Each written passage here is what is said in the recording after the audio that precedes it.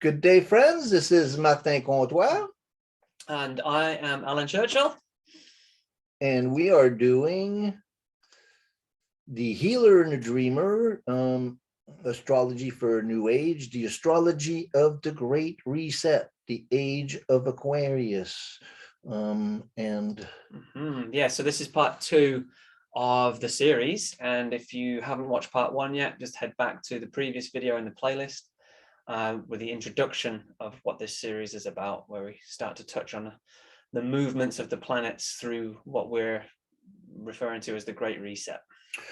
So in the Great Reset, we're looking at the astrology of our times from a wider lens, so we have videos that we do new moons and full moons, and we do some studies of different astrological events. But here we're concerned with looking at our times with a larger lens.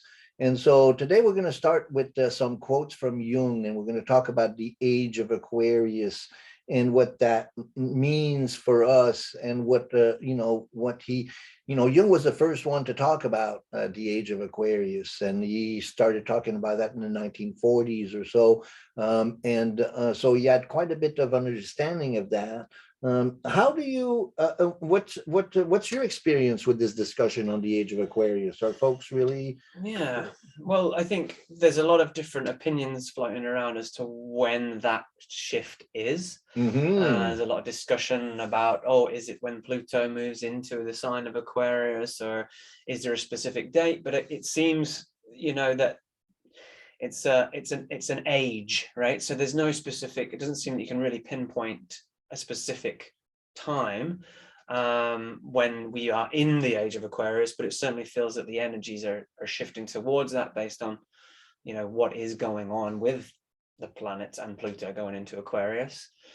So yeah, I mean, that's my little overview. Well, there's 3 in terms of dates, of when it actually starts, and it's not a real clear science, but Liz Green, in her book on Jung and astrology, she talks about that there are really currently like 3 dates that go around, so there's so Jung spoke of the first stars of the constellation of Aquarius coming into the equinox point in 1940. And then she talks about it also as the Y2K, Mayan calendar kind of thing. A lot of people are looking at kind of that, and then from a purely astrological perspective, in terms of the equinox point moving into Aquarius from a sidereal kind of way. So from a Vedic astrology perspective, that wouldn't be till 2157 or something like that, or 2147. So from 1940 to 2147 is about the a 200-year, and that's kind of the window there. But let's look at that quote from Jung and see what he has to say about the Age of Aquarius. So this is a quote from here. Let's make ourselves bigger. We'll go right under Jung. He looks like an old hippie in that one, huh? So here we are. So do you want me to read it out? Sure, but let's kind of give it an introduction. This is from the introduction to the essays on the flying saucers that Jung did in volume 10 of the collected works, Civilization and Transition, and that's page 370. So go ahead. So it is not presumption that drives me, but my conscience as a psychiatrist that bids me to fulfill my duty and prepare those few who will hear me for the coming events, which are in accord with the end of an era. As we know from Egyptian history, they are manifestations of psychic changes, which always appear at the end of one Platonic month and at the beginning of another. So the Platonic month. So this is about the the precession of the equinox. So the equinox moves from the age of Taurus to the age of Aries. So these are 2,000 years, 2,100, 2,200 years where the equinox point is in a particular sign. And so these are the Platonic months that Jung talks about. So it's been in Pisces for the last 2,000 years or so. Yeah. Which kind of relates to Christianity. They kind of link it to that. Absolutely. So carry on here. So apparently they are changes in the constellation of psychic dominance of the archetypes, or gods, as they used to be called, which bring about or accompany long-lasting transformation of the collective psyche. This transformation started in the historical era and left its trace first in the passing of the eon of Taurus into that of Aries, and then of Aries into Pisces, whose beginning coincides with the rise of Christianity. We are now nearing that great change which may be expected when the spring point enters Aquarius. So that's kind of his prognosis of the age of Aquarius and the explanation. And in this quote, Jung betrays his deep understanding of astrology. And then this is close that. I didn't close all my windows. I don't think anyone will have seen it. You'll be fine. Oh, well, but they'll have heard everything that we just said. Okay. You want to start again? No, keep it rolling. Yeah. This is real life. Okay. I'm sorry about that, you guys. So here we go. So the psychic dominance archetypes. So a shift in psychic dominance. And so we talk about this. This is really important.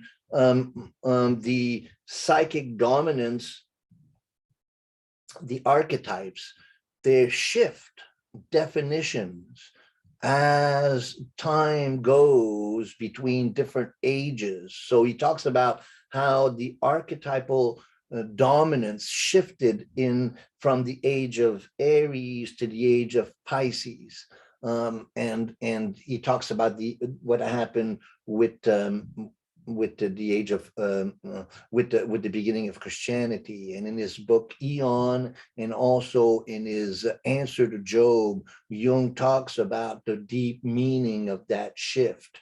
He talks about how the archetype, the way we perceive God, changed dramatically from the polytheistic, of the age of Aries, all of the different gods, and then there was the Yahweh, which was a very conflicted god, and God always was about being in judgment to humanity, and there was an ambivalent relationship with the gods. And then in Christianity, God became man, Christ, and also Buddha, God actually lived as a man on the earth. We have also Krishna in different traditions. So then God becomes man, and that was a huge shift that we experienced in that age. And so that's kind of what Jung talks about in terms of these shifts that are taking place at this great age. And he talks about how painful these shifts are psychologically. And I think that's what we're all experiencing together right now, is this shift of the archetypal dominance. And we'll look at another quote later here, but let's go back to the second part of the quotes. And this is you can really get a candid understanding of the struggle that Jung had. So I'll let you go. So it would be frivolous of me to try to conceal from the reader that such reflections are not only exceedingly unpopular, but even come perilously close to those turbid fantasies which becloud the minds of world reformers and other interpreters of signs and portents. So he talks about here how he doesn't want to put his reputation at stake and think of himself as a world reformer or like a prophet. He says, I know that my reputation is at stake here. But I must take this risk, even if it means putting my hard-won reputation for truthfulness, reliability, and capacity for scientific judgment in jeopardy. I can assure my readers that I do not do this with a light heart. I am, to be quite frank. Oops, you've moved it on me. Uh-oh. Click it through. Yeah. We really. There we go. One more. Boom. There we go. So to be quite frank, concerned for all those who are, I am, to be quite frank, concerned for all those who are caught unprepared, but the events in question and disconcerted by their incomprehensible nature. Since, so far as I know, no one has yet been moved to examine and set forth possible psychic consequences of this foreseeable astrological change, I deem it to be my duty to do what I can in this respect. I undertake this thankless task in the expectation that my chisel will make no impression on the hard stone it encounters. When I ran into that quote, I just burst out in joy. Like, here it is, this is what I've been feeling. And this is what it's like to be an astrologer prior to the crisis that we're now living through. I've been doing workshops for years about this crisis, and then people always looked at me like I had a hole in my head, or or you're too negative, and the reality is the signs and portents are there. We're going through a great shift, and it's a great psychological shift. When we talk about the archetypal dominance changing, we're talking about a tremendously uncomfortable process, because really the inner part of who we are is changing, so much so that we kind of experiencing a changing of definitions, so from a type of a paradigm, the materialistic paradigm, changing to a more to a different paradigm, the Age of Aquarius kind of paradigm, which we're really in the experience of giving birth to. We have this ideal, and yet we have this reality that we're living in, and the ideal versus the reality, there's a great split between the two, right? And that's to be kind of expressed as kind of almost like a psychosis. It's a deep tension of opposites that tears us apart. And so Jung was really, with Jung's work, and then that's what's so satisfying about Jung's work from an astrological perspective as an astrologer, is that Jung fully saw that his work was to prepare us for these great shifts. And as you study and deepen your studies of Jung's work, he really goes into the deep facets of what this transformation is about. And so really insightful. How do you feel that change in your process, Alan? Well, I think what I'm interested in is, it feels like the fabric, or that sort of the underlying energetics of the collective is kind of shifting, like the ground underneath, like the kind of golden thread that links everybody together kind of is shifting. And when he refers to God, our perception of God, it seems that that we've been so in one way of religion, or one belief system, like the archetypal belief is shifting, and it seems like what we put our values in, or what's overarching the collective seems to be shifting. So I'm sure it's different for everybody's experience, from everyone else's different experience of it. But it sure seems that, you know, you've mentioned before in the past about a spiritual crisis. And so, you know, people are either turning back to faith because they are losing, you know, they've lost faith in certain things, or they've detached from faith in many ways, and being in this materialistic world, and so they're kind of maybe looking for more answers and moving into some form of faith. But then I think there's other people having faith in the material world. And so if you think about the Aquarian, I don't know, you know, where it does relate to technology, and there's a lot of faith being put in technology right now as well. You know, and also with the changes that have gone to Christianity in the last 200-300 years, and the rise of rationalism and scientific, you know, rationalism.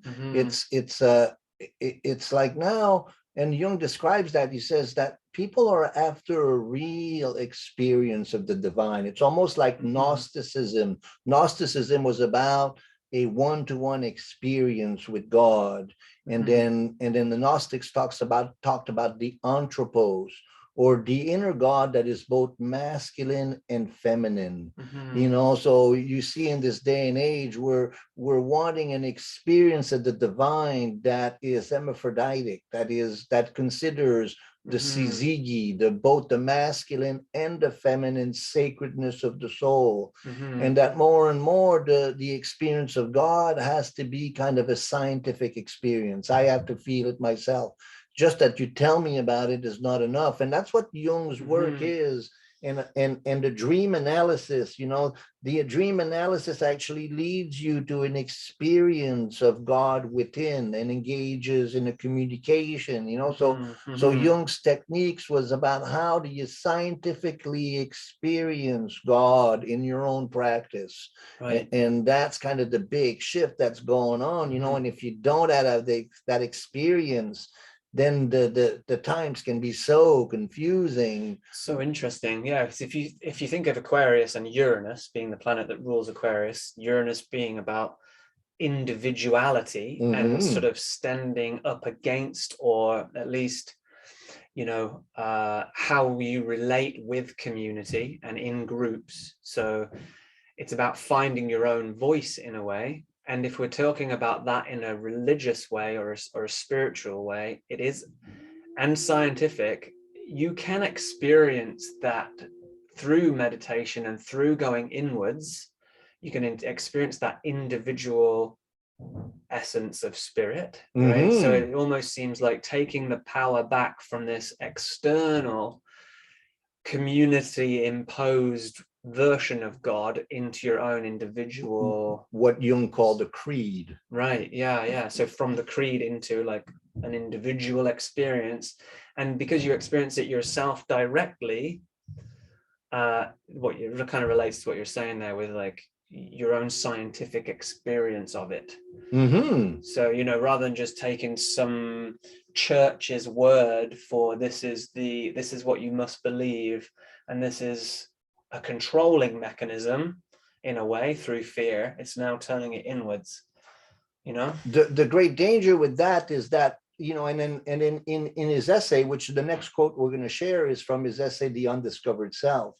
And we did the treatment of the undiscovered self on our video channel here. You can look at as one of the playlists, The Undiscovered Self. It's one of Jung's most important essay where he discussed these things. And then the next quote is going to be from that. But in The Undiscovered Self, Jung lays out what happens in a collective psychosis and why having a connection with spirit is so important as the antidote to becoming infected by the collective psychosis. You know, because the collective psychosis is an infection, a psychic infection that takes over in the undeveloped self, the undeveloped, what Jung called the mass man.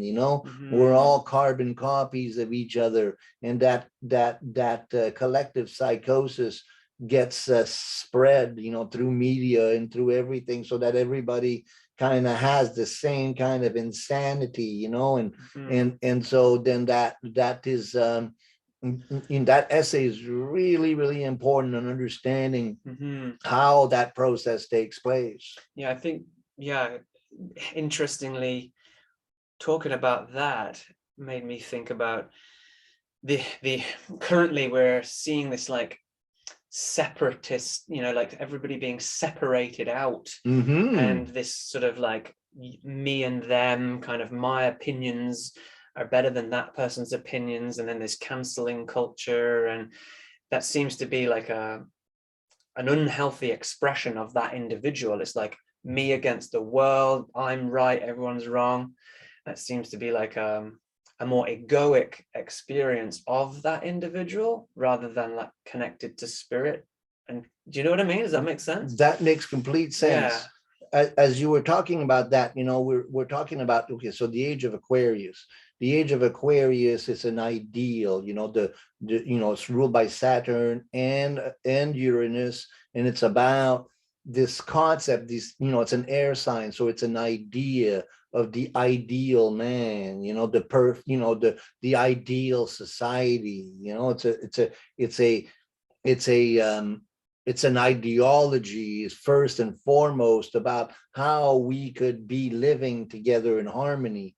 And so, the first experience of that kind of ideology, or we've experienced in the past in terms of tribal connections or kind of a utopic kind of visions, but communism was something like that. It was an idea of everybody, the kingdom of God without God, where everybody is equal, and so that ideology of everybody being equal really went wrong, because then the shadow of, or the opposite of Aquarius, is Leo, the individual.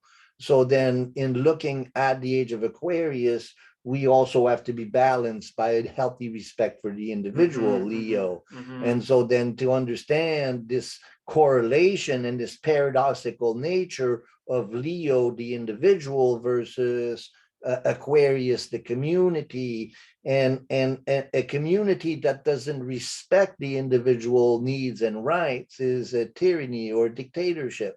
And although it's an ideal, it is an ideal that goes wrong because you don't respect the individual right. Now, the experience of Leo, if you don't have a community, it's a very, very lonely experience.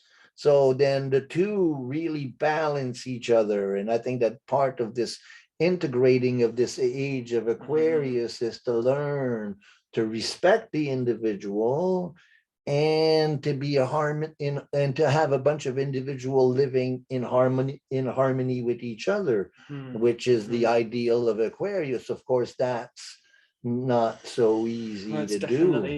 That's definitely apparent right now in the world, this respect for the individuals or disrespect for the individuals, and this desire to make everybody do what they want you to do. It's very up right now, that in every country, I would imagine. Well, it's interesting to see ourselves visiting a time, because we thought in the past that dictatorship and tyranny was something that we were done with, and now we're finding ourselves revisiting. And I think we'll look in our next video, we'll study the Uranus-Pluto alignments of planets and what that means. And I think that we're revisiting a time in our times where, just like what we've seen with the war in Ukraine, we thought we had evolved past that, past the Cold War. And now here we are finding ourselves in the Cold War, but also so many different information coming out that's making us feel like, wow, we're returning to the Dark Ages. But it's really important to remember that really this is a spiritual crisis, and that we need to realize that if we can become really grounded in our connection with spirit, then we can rise above, or actually become co-contributors to creating this new world. And I think that that's what's coming up for a lot of us. Huh? Yeah, and even with the Jupiter Neptune that we talked about in the last video, you know, just that higher state of consciousness, like becoming more conscious. Cool, awesome. Okay, so this next quote here is from Jung's Undiscovered Self. And again, if you look on the channel, you can see the playlist, and it's, you know, it's an investment of time. It's 9 episodes of an hour each, you know, but you can also get the book and you can follow along, and we're about to do the dream piece of it. So go ahead. Yeah, so a mood of universal destruction and renewal, sounds about right, has set its mark on our age. This mood makes itself felt everywhere, politically, socially, and philosophically. We are living in what the Greeks called the kairos, the right moment for a metamorphosis of the gods, of the fundamental principles and symbols. This peculiarity of our time, which is certainly not of our conscious choosing, is the expression of the unconscious human within us who is changing. Coming generations will have to take account of the momentous transformation if humanity is not to destroy itself through the might of its own technology and science. So much is at stake, and so much depends on the psychological constitution of the modern human. Yeah. So much is at stake, huh? And Crazy. Coming generations will have to take account of this momentous transformation. If humanity is not to destroy itself through the might of its own technology and peace. Science. Exactly. Yeah, it's pretty cool, hey? And this kairos, you know, so this great time of metamorphosis of the God. So this is a big part of Jung's work, to prepare us and to understand that the inner man, the anthropos, is changing. We are changing, and that's why it's so painful, because we're changing into something, and yet we're still attached to the old definitions of who we are. So then that really puts a really important twist into these growing pains that we're going through in the age of Aquarius. Yeah, interestingly, Kairos there, I was just reading the book on Chiron for Melanie Reinhardt, and just talking about how Kairos is that's like crisis and opportunity, right? So when Kairos and Chronos, when the 2 times, so your Chronos is your linear time and Kairos is like the magical time.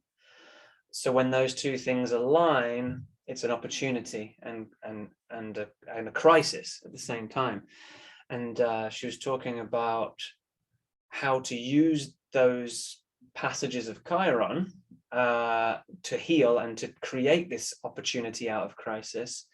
But the one thing that stood out for me that I was recently reading was these Chiron transits, these moments of Kairos, are opportunities to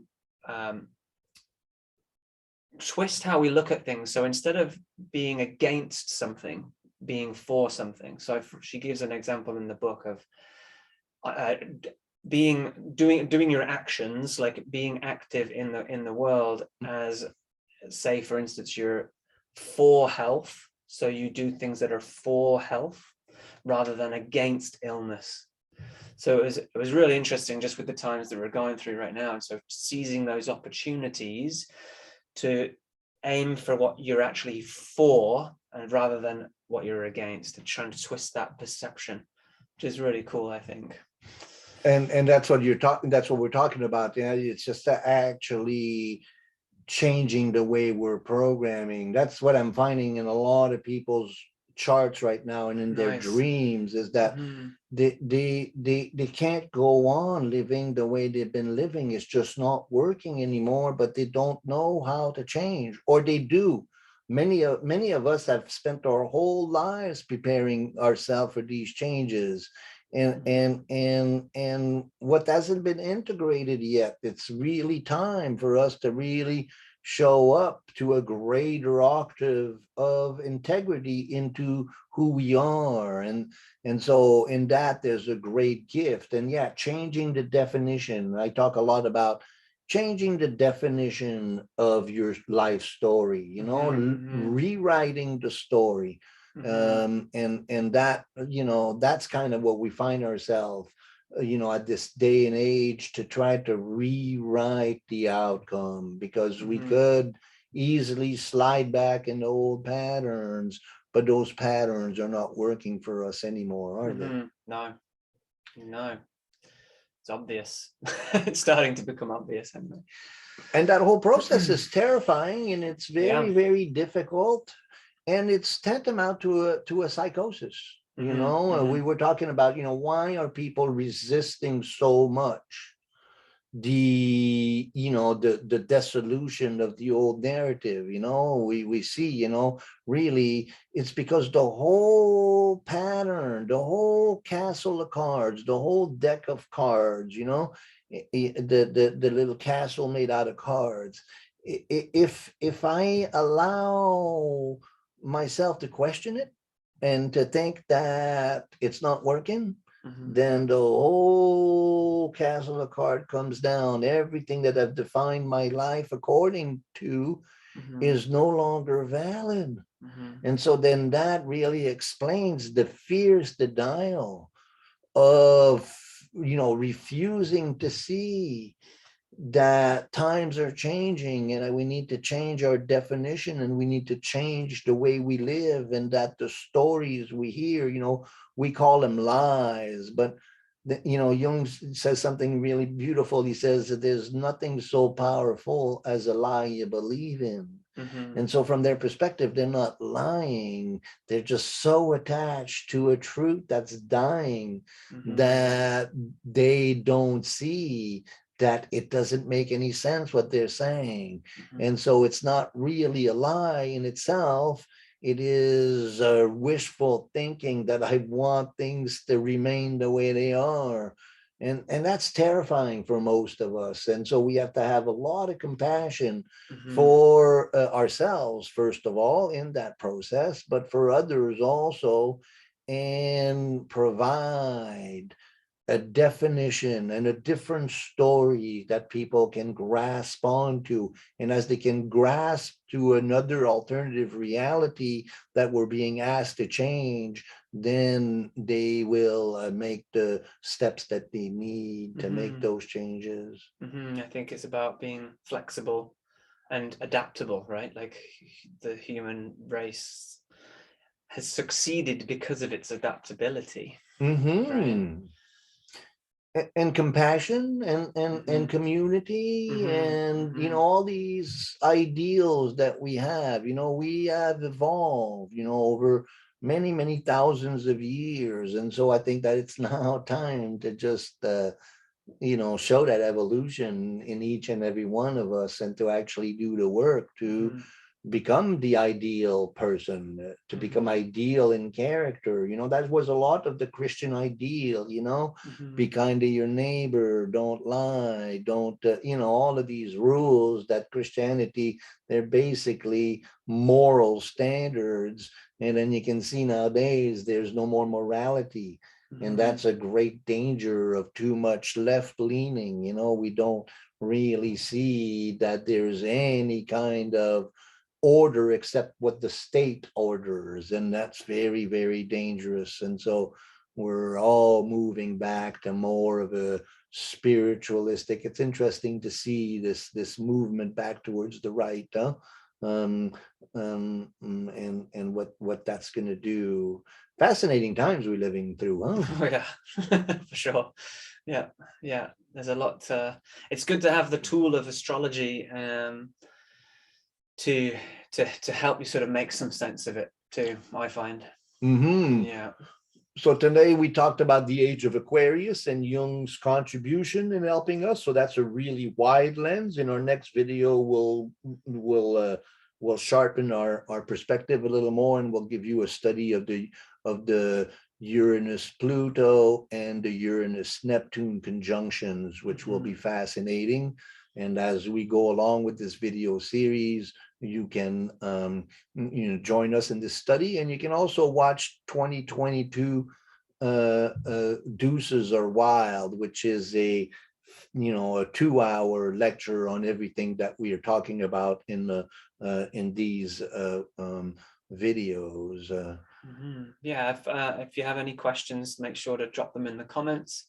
That kind of helps the video get more exposure, and if you haven't subscribed to it, then that would be awesome as well. We got 19 new subscribers this month. How exciting. Yeah, I know it's not very much. But it's good though. It's good. But if we keep continue in this pace, and so then your reactions, your comment, your questions, your sharing, and your subscribing to the channel is really essential for us as we keep this process, and we'll keep them coming. Yeah. Thanks, Martin. Well, thank you, Alan. And then just a last slide there. Oh, is we operate at the Healer and the Dreamer Astrology. We have a website, healerdreamerastrology.ca, that Alan kindly maintains. Also the Healer and the Dreamer Facebook and YouTube. And if creativity is a fire, I'm your biggest fan. So I do astrology and dream reading and dream interpretation. Thanks for joining us, you guys. It's been a lot of fun, and we'll see you next time. Thank you, Alan. That was fun. Yeah, it was great. We'll see you next time. Thanks, and excuse us for those technical difficulties there. It was a little forgotten rocky. about them. They'd forgotten. All right, you guys. See you later. Whoop, whoop, whoop.